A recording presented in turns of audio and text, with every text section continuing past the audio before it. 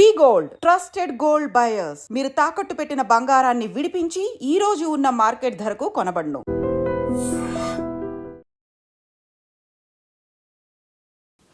ఢిల్లీ ఎన్నికల ఫలితాలు ఎలా ఉండబోతున్నాయి? దేశవ్యాప్తంగా అందరూ చర్చించుకుంటున్న టైంలో ఇప్పుడు ఢిల్లీ ఫలితాలు ఆల్రెడీ వచ్చేసాయి కాబట్టి ఆల్మోస్ట్ రిజల్ట్ వన్ సైడెడ్ గా మనకు కనిపిస్తోంది. బీజేపీ ఆల్రెడీ 45 సీట్లో లీడ్ లో ఉంది అండ్ ఆప్ సర్కార్ 25 +2 or 3 కావచ్చు. But magic figure is 36. ఇప్పుడు ఆల్మోస్ట్ మ్యాజిక్ ఫిగర్ క్రాస్ అయిపోయింది. బీజేపీ 45. నిజంగానే ఆల్మోస్ట్ ఒక 21 ఏళ్ల తర్వాత ఇప్పుడు బీజేపీ ఢిల్లీలో పాగా వేయబోతోంది అండ్ దట్టు డబుల్ ఇంజిన్ సర్కార్ అని ఏదైతే చెప్తోందో ఆ దిశగా ఇప్పుడు ఢిల్లీ రిజల్ట్స్ అయితే మనకు కనిపిస్తున్నాయి. మనతో పాటున్నారు సాదిక్ అలీ గారు, ఆయన హైకోర్టు న్యాయవాది యాజ్ వెల్ యాజ్ రాజకీయ విశ్లేషకులు కూడా. సార్ నమస్తే. యాక్చువల్లీ అంటే మీరు ఐ థింక్ ఆఫ్టర్ పోల్స్ తర్వాత మీరు ఒక 4-5 రోజులు అక్కడే ఉన్నట్టున్నారు. సో ఏమనిపించింది అంటే result after exit polls also మీరు అక్కడే గ్రౌండ్లో ఉన్నారు కాబట్టి మీకు అంటే కరెక్ట్గానే వచ్చిందా ఇప్పుడు రిజల్ట్ మీరు చూస్తుంటే? అవును, నేను ఊహించిందే వచ్చింది. అయితే జరిగింది ఏంటంటే నేను ఎలక్షన్లకు ముందు ఒక 5 రోజుల ముందు ఢిల్లీకి వెళ్ళడం జరిగింది. 5వ తారీఖు అంటే ఆ 5 రోజులు కూడా నేను 40 నియోజకవర్గాలు తిరగడం జరిగింది. ఈ 40 నియోజకవర్గాలు తిరగడానికి కారణం ఏంటంటే ఈ మన సౌత్కి, మన దక్షిణ భారతదేశానికి, ఉత్తర భారతదేశానికి ఉండేటువంటి ఎన్నికలలో వ్యత్యాసం ఎలా ఉంటుంది దీన్ని పరిశీలించడానికి వెళ్ళడం జరిగింది. ఎలా ఉంటుంది, అసలు దేశ రాజధానిలో జరిగే ఎలక్షన్స్ ఎలా ఉంటాయి, ఈ ఎలక్షన్లో కోడ్ ఆఫ్ కండక్ట్ ఎలా ఉంటుంది, ప్రజలు ఏ విధంగా స్పందిస్తారు, ప్రజల నాడి ఏ విధంగా ఉంటుంది, తర్వాత ప్రచార సరళి రాజకీయ పార్టీలు ఏ విధంగా చేస్తాయి, ఇక్కడ ప్రచార సరళికి మన తెలంగాణ ప్రచార సరళికి అక్కడ ఏమైనా భేదాలు ఉన్నాయా, అక్కడ ఓటర్లు ఎలా ఉంటారో, అక్కడ ప్రజాప్రతినిధుల యొక్క విషయాలు ఎలా ఉంటాయి అనే విషయాలను పరిశీలించడానికి ముఖ్యంగా వెళ్ళడం జరిగింది. అక్కడికి వెళ్ళిన తర్వాత నేను గమనించింది ఏంటంటే చాలా ముఖ్యంగా ప్రతి చోట కూడా బీజేపీ పార్టీ ఏ అంశాన్ని కూడా వదిలిపెట్టలేదు. ఓకే, వాళ్ళు ఏమనుకున్నారంటే డూ ఆర్ డై, చావడము గెలవడము అనేటువంటి అంశంలోకి వెళ్ళినట్టు నాకు స్పష్టంగా అనిపించింది. అదే ఆమ్ ఆద్మీ పార్టీ ఆ విధంగా పోల్ మేనేజ్మెంట్ చేయలేకపోయింది. అయితే వాళ్ళు సర్వశక్తులను కూడా పెట్టారు బీజేపీ వాళ్ళు. చివరికి ఒక ఎలక్షన్లకు ముందు మన బడ్జెట్ని ప్రవేశపెట్టాల్సి ఉంటుంది. అయితే కొంతమంది విలేకరులు ఎలక్షన్ కమిషన్ అడిగారు. యోగేంద్ర యాదవ్ గారు తన వ్యాసంలో రాస్తుంటారు. యోగేంద్ర యాదవ్ గారు అంటే ఏమన్నా అడిగారంటే ఎలక్షన్ కమిషన్ మరి బడ్జెట్ ప్రవేశపెట్టబోతున్నారు కదా, బడ్జెట్ కోడ్ ఆఫ్ కండక్ట్కి వ్యతిరేకం కదా, బడ్జెట్లో వచ్చే అంశాలు ఏమైనా ఢిల్లీని ప్రభావితం చేయొచ్చు కదా అని ఎలక్షన్ కమిషన్ అడిగితే అంత మేరకైతే ఏం చేయలేవు, అవి అన్నీ చేయొద్దని మేము కేంద్ర ప్రభుత్వానికి చెప్పాము అన్నారు. ఏం జరిగింది అంటే బడ్జెట్ను కూడా రాబోయే బీహార్ ఎన్నికలకి, ఇక ముందు 2-3 రోజులకు ముందు జరిగేటువంటి ఢిల్లీ ఎలక్షన్లకి ఒక పెద్ద దెబ్బతీశారు. అదేంటంటే 7 లక్షల నుంచి ఎకాఎకి 12 లక్షలకి. మీరు భారతదేశ చరిత్రలోనే ఇన్కమ్ ట్యాక్స్ విషయంలోకి వచ్చినప్పుడు, ఆదాయ పన్ను విషయంలో అంత జంప్ ఎప్పుడు ఇవ్వలేదు. వాళ్ళకి 2 కారణాలు ఉన్నాయి. రాబోయే బీహార్ ఎన్నికలను దృష్టిలో పెట్టుకున్నారు. ఢిల్లీ టార్గెట్స్ అంటే నేను ఏం చెప్పదలుచుకున్నానంటే ఏ విషయాన్ని కూడా వదిలిపెట్టలేదు. చివరికి ఏం చేశారంటే కేజ్రీవాల్ కూడా ఏదో ఒక ప్రయత్నం చేయబోయేమో అనిపిస్తుంది.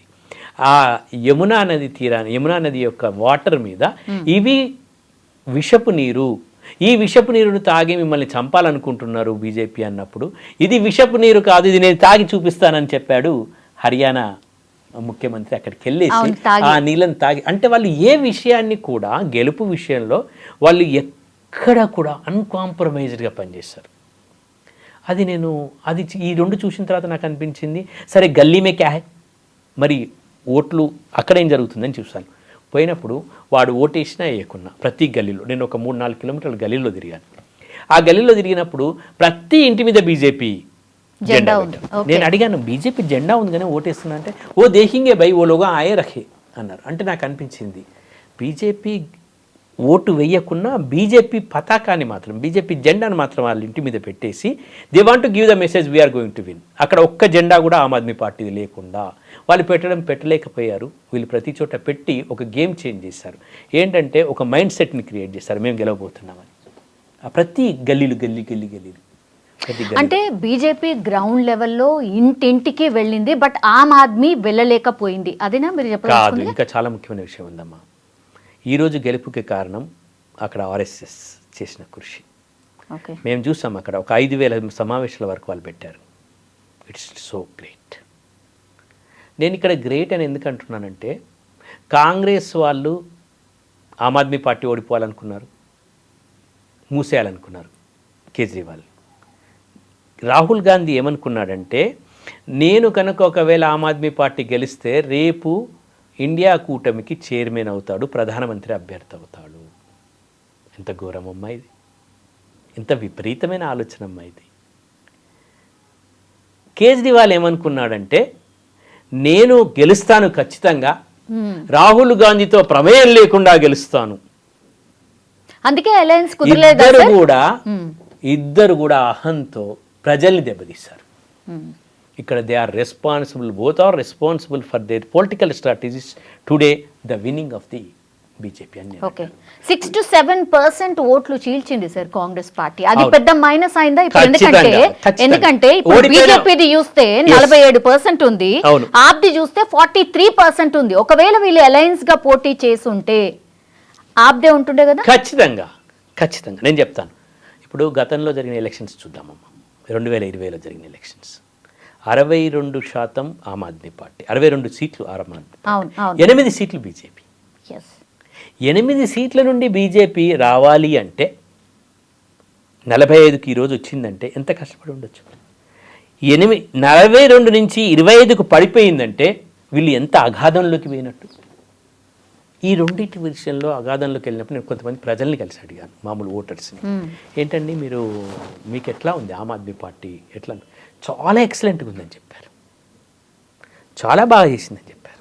అరే నేను అన్నాను, మరి బాగా చేసినప్పుడు ఈసారి ఓటు ఇవ్వచ్చు కదా, మీరు ఇస్తున్నారంటే లేదు ఇవ్వట్లేదని చెప్పారు. బాగా చేసినా ఓటు ఇవ్వట్లేదండి. ఎందుకంటే ఈరోజు మా ఎమ్మెల్యే బాగానే పనిచేసేది, కానీ ఆమ్ ఆద్మీ పార్టీలో ఒక అహం పెరిగిపోయింది. వాళ్ళ లోపల ఓ జైలు గయానా, वो जेल किसके बारे में गया, वो तो जेल शराब के उसमें गया था. क्या समझ रहे आप? शराब के जिसमें गया था, हम वोट कैसे देंगे, ये बार हम బీజేపీకి देंगे. అంటే ప్రతి అంశాన్ని ఇక్కడ చాలా ముఖ్యమైన విషయం అమ్మా. ఇక్కడ గమనించాల్సింది ఓటింగ్ సార్లు నేను అక్కడ వెళ్ళిన తర్వాత అసలు ప్రచార అస్త్రాలు ఏమున్నాయి అని చూశాను బీజేపీ. చూసినప్పుడు ఇవన్నీ ఏమో వెనక నుంచి చేసుకుంటూ వచ్చారు. బడ్జెట్ని, 8th పే కమిషన్ అమ్మా, అక్కడ ఉండేది మొత్తం అఫీషియల్స్. 8th పే కమిషన్ను వేశారు, క్యాబినెట్ అప్రూవల్ చేసింది. ఈ 2 స్ట్రాటజీస్ ఏమో ప్రభుత్వ పరంగా చేశారు. పార్టీ పరంగా చేసిన ఏంటో చూద్దాం మనం. పార్టీ పరంగా చేసిన ఏంటంటే, వాడి భవనం చూసారా, వాడి ఇల్లు చూసారా, శశి మహల్ అని చూసారా, డైనింగ్ టేబుల్ ఖరీదు చూసారా, ఆ బాత్రూమ్ చూసారా, ఆ ఇంటి పరిధి చూసారా, వాడేమి ఎప్పుడు ఎక్కడి వాడు, ఏం ఆమ్ ఆద్మీ పార్టీ ఎక్కడికి వెళ్ళాడు అని ఒక ప్రశ్నను ప్రజల మీదకి విసిరేశారు. గతంలో మెట్రోలో తిరిగిన ఆయన, సొంత కార్లో తిరిగిన ఆయన, ఇప్పుడు మేడలల్లో ఎట్లున్నాడు? అదే ఆ శశి మహల్ బద్దలు కొడదాం, ఆ శశి మహల్ను క్లోజ్ చేద్దాం, అవునా వస్తారా మీరంతా అంటే వస్తామన్నారు ప్రజలు. అంటే వాళ్ళ ప్రచార అవసరంలో ఇదొకటి నెంబర్ 1. నెంబర్ 2 ఏమన్నారు వాళ్ళు, చూసారా అవినీతికి వ్యతిరేకంగా వచ్చిన పార్టీ అవినీతే చేస్తుంది, చూసారా జైలుకి వెళ్ళాడు, చూసారా అవినీతికి వ్యతిరేక పార్టీ అవినీతికి చేస్తుంది అని చెప్పారు. 3వ అంశం ఏం చెప్పారు, వాళ్ళ పార్టీ ఎమ్మెల్యేలే వాళ్ళే బయటకు వస్తున్నారు, 9 మంది 11 మంది. మనం ఏం చెప్పాల్సి ఉంది, వాళ్ళ పార్టీలనే వాళ్ళే కొట్టుకుంటున్నారు, వాళ్ళు కొట్టుకునేటట్టు చేశారు. 3వ అంశం. 4వ అంశం ఏం చెప్పగలిగారు, हम कुछ भी क्लोज नहीं करेंगे, हम उससे ज़्यादा देंगे. ఆమ్ ఆద్మీ పార్టీ ఏం చేసింది, ప్రచార సరళిలో ఒక మామూలు ఉమెను కేజ్రీవాల్ ఒక బహిరంగ సభలో పిలిచి నీకెంత వస్తుంది 25,000 వస్తున్నాయి మొత్తం, నువ్వు కనుక మాకు ఓటేయకపోతే 25,000 నువ్వు కోల్పోతావని చెప్పాడు. ఇమీడియట్గా మోడీ ఏం చెప్పాడు, ఏది ఆపము, మేము కొనసాగిస్తామనే విషయాన్ని వాళ్ళు చెప్పగలిగారు బీజేపీ వాళ్ళు. कोई भी गवर्नमेंट हो दे देंगे हम क्यों ये करेंगे. ఐదో అంశం ఏం జరిగిందంటే ప్రచారాంశాల లోపల వాళ్ళు ఏం చెప్పగలిగారంటే డబుల్ ఇంజన్ చెప్పగలిగారు. మేము కేంద్ర ప్రభుత్వంలో ఉన్నాం, వాళ్ళతో ఏం కాదు, వాళ్ళు ఆల్రెడీ మునిగిపోయారు, వాళ్ళకి ఫండ్స్ రాకపోతే ఏం కావు, అన్నీ మేమే చేస్తాం, అన్నీ మేమే చేయాలని చెప్పారు. ఏది గతంలో కదా కాంగ్రెస్ స్టేట్ లో ఇంకా బాగా చేసుకోగలుగుతాం. ఇంకో ఆరో అంశం ఇంకోటి చెప్పగలిగింది ఏంటంటే చాలా ముఖ్యమైన విషయం, మేము ఢిల్లీకి ఈసారి బడ్జెట్లో ఎంత ఇచ్చామో చూసుకోండి అని ముందు పెట్టారు. ఈ ఓన్లీ ఇన్కమ్ ట్యాక్స్ కాదు, ఇచ్చినటువంటి బడ్జెట్లో ఈసారి హర్యానాకి, ఈసారి బీహార్కి, ఢిల్లీకి పెద్దపీట వేశారు. ఢిల్లీకి పెద్దపీట వేశారు. ఆ ఢిల్లీకి కేటాయించినవన్నీ ముందు పెట్టగలిగారు. మా బడ్జెట్లో ఎంత ఉంది అని. ఎన్ని అంశాలమ్మా, ఒక్క అంశం కాదు. వీళ్ళు ఇండియా అంటున్నారు, వాళ్ళే కొట్లాడుకుంటున్నారు, పార్టీలో ఇది పెట్టారు చూడండి అని చూపించారు జనాలు. వాళ్ళు కొట్లాడుకుంటున్నారని చూపించారు. ఇంకేం చూపించగలిగారు? ఎందుకు ముఖ్యమంత్రిని మార్చారో చెప్పండి అని అడిగారు. ఇలాంటి ప్రశ్నలన్నింటినీ బీజేపీ తలకెత్తుకొని ప్రజల్లోకి తీసుకెళ్ళగలిగింది. At the same time Aam Aadmi దాన్ని తిప్పికొట్టుకోలేకపోయింది. ఆమ్ ఆద్మీలో కూడా అహం పెరిగింది అనడానికి రెండు. తనకు తానుగా నేను గెలుస్తాననుకొని రాహుల్ గాంధీ వాళ్ళతో, కాంగ్రెస్ పార్టీతో కూర్చొని మాట్లాడి తమ అహాన్ని తగ్గించుకొని నేను ఖచ్చితంగా గెలుస్తాను, నీతో ఏం పని అని కేజ్రీవాల్ అన్నాడు. నువ్వేంటి నేను మూసేస్తున్నా చూడు, నేను గెలవకపోయినా నిన్ను ఓడిస్తా అన్నాడు రాహుల్ గాంధీ. కానీ రెండు పార్టీలు మునిగిపోయినాయి కదా సార్. రెండు మునిగాయలు అనుకున్నారు ఇక్కడ, కానీ కేజ్రీవాల్ నేను మునుతా అనుకోలేదు. కానీ ఈ రోజు కనుక కేజ్రీవాల్ ఏమనుకున్నాడు, ఒకవేళ నేను గెలిస్తే ఈ దేశ ప్రధానమంత్రి అభ్యర్థుల్లో ఉంటాను, ఒకవేళ నేను ఓడిపోతే పంజాబ్కి వెళ్ళేసి చూసుకుంటాను. పంజాబ్ ఉంటుందా సార్? నెక్స్ట్ పంజాబ్ కూడా పోతుందమ్మా, మూసేస్తారు. ఇంకెక్కడి పంజాబ్? ఇంకొక ప్రచారాంశం బీజేపీలో మీకు తెలుసా? పంజాబ్ వాళ్ళు వచ్చి మనకు చెప్తారా ప్రచారం? మరి పంజాబ్ వాళ్ళు వచ్చి చెప్తే మేము వేయాలా ఆమ్ ఆద్మీ పార్టీ వాళ్ళకు? పంజాబ్ వాడు వచ్చి చెప్తే ఢిల్లీ వాడు ఓటేస్తాడా?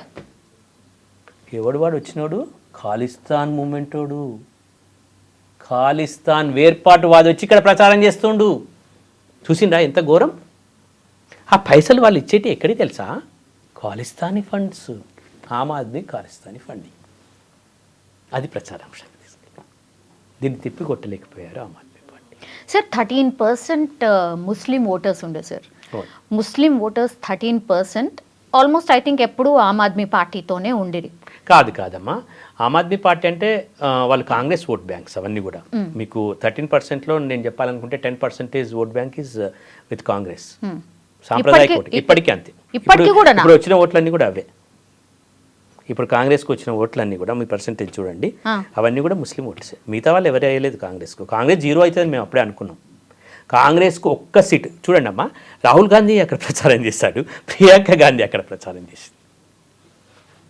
ఏమనుకొని ప్రచారం చేశారు వీళ్ళు?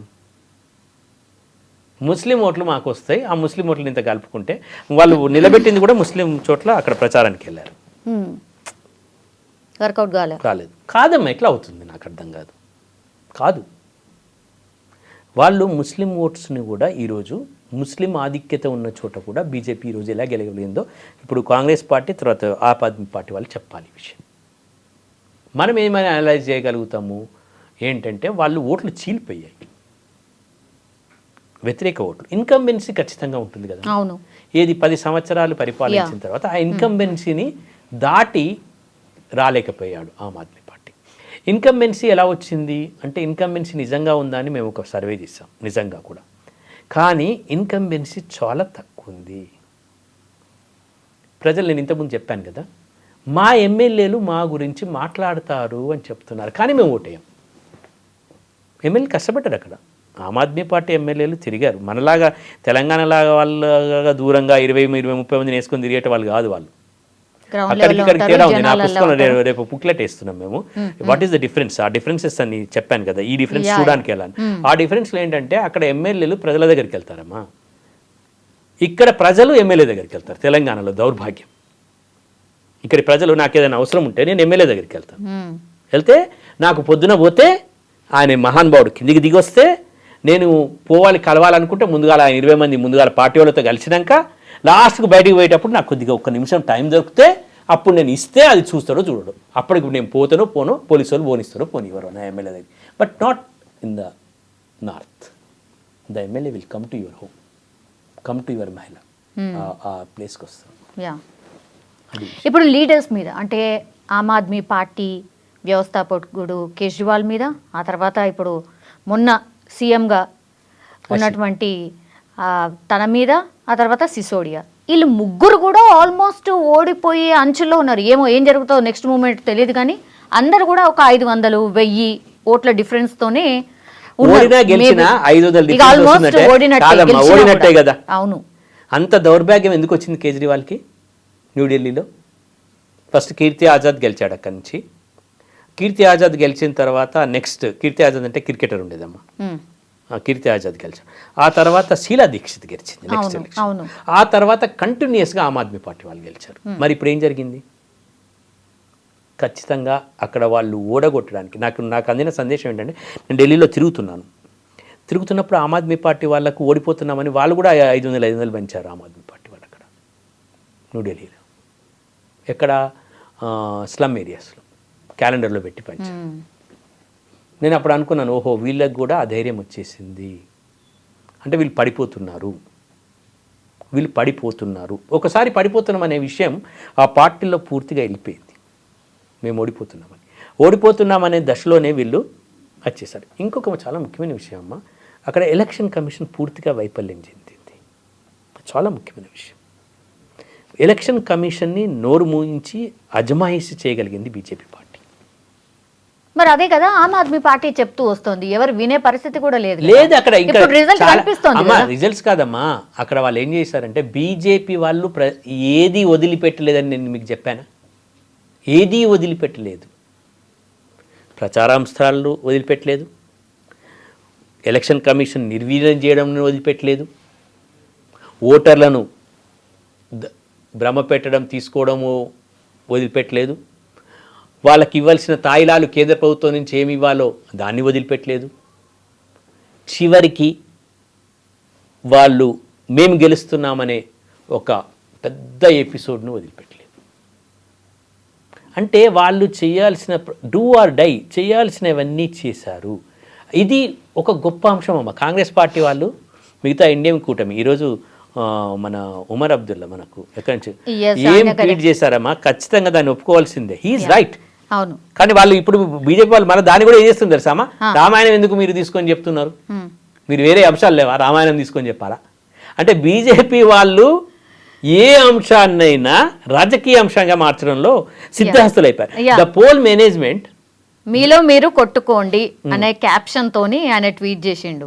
ఢిల్లీ ఎన్నికల ప్రచారంలో కూటమి పార్టీల మధ్య వివాదాల కారణంగా ప్రజలు ప్రత్యామ్నాయ పార్టీ వైపు మొగ్గు చూపారు అని ఆయన ట్వీట్ చేసిండు. బుద్ధుందా ఇండియా కూటమికి? కనిపిస్తోంది కదా సార్, కళ్ళ ముందే కనిపిస్తోంది. మనం అనడం కాదమ్మా, మనం ఎందుకు అంటాం, కానీ మనం విశ్లేషిస్తాం అని బుద్ధుందా అని అడుగుతున్నాడు. అంటే మీరు ఏమనుకున్నారు, కాంగ్రెస్ పార్టీ ఆమ్ ఆద్మీ పార్టీని ఓడించాలనుకుంది, కేజ్రీవాల్ని ఓడించాలనుకుంది స్పెషల్గా. అక్కడ ఎవరు నిలబెట్టారు కేజ్రీవాల్కి వ్యతిరేకంగా తెలుసా మీకు? కేజ్రీవాల్కి వ్యతిరేకంగా శీలా దీక్షిత్ కొడుకుని నిలబెట్టారు. కొన్ని ఓట్లనే వస్తాయి కదా అమ్మ మామూలుగా. అవును. ఆ ఓట్లతోనే ఓడిపోతాడేమో రేపు. కాంగ్రెస్కి వచ్చిన ఓట్లతోటే రేపు కేజ్రీవాల్ వెనుకబడిపోయి ఓడిపోతాడు.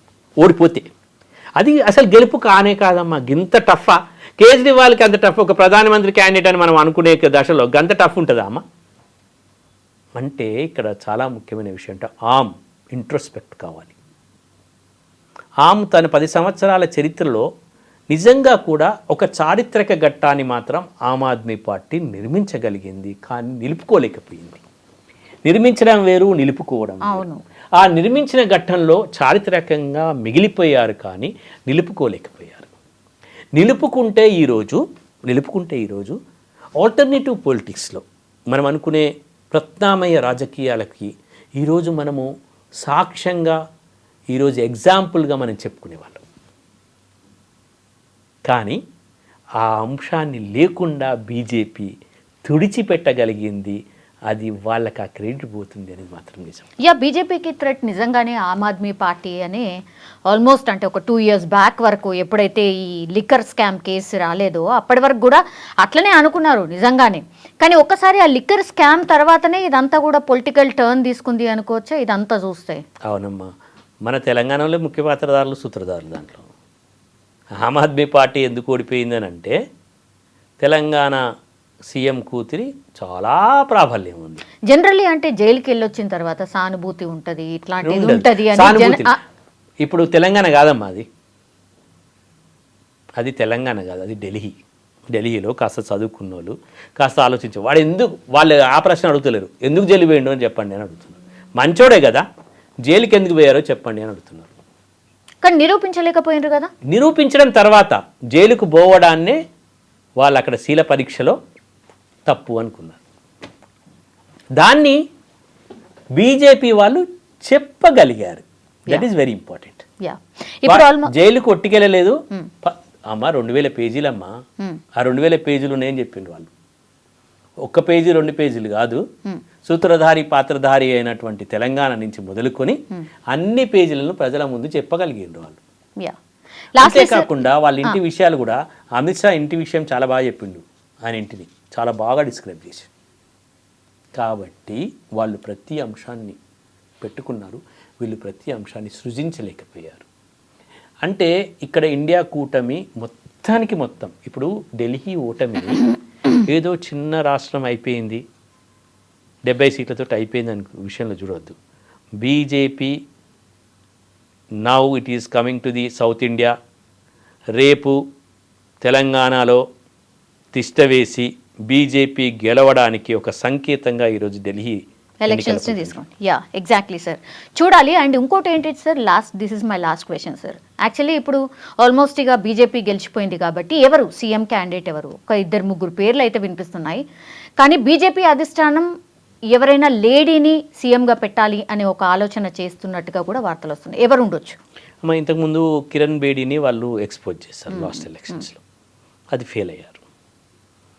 ఇప్పుడు బీజేపీలో చూసినట్లయితే వాళ్ళకు ఎప్పుడు కూడా ఈ ఎన్నికల్లో వాళ్ళు ఎక్కడ కూడా క్యాండిడేట్ని ఎక్స్పోజ్ చేయలేదమ్మా.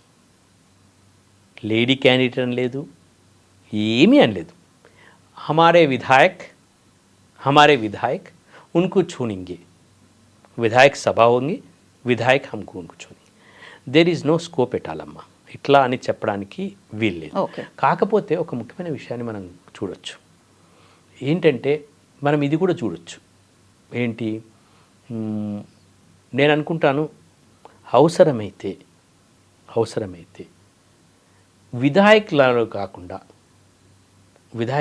ఇంకోటి చాలా ముఖ్యమైన విషయం ఏంటంటే విధాయక్ కాకుండా ఇంకెవరినన్నా ఇంపోర్ట్ చేస్తారా ఢిల్లీకి?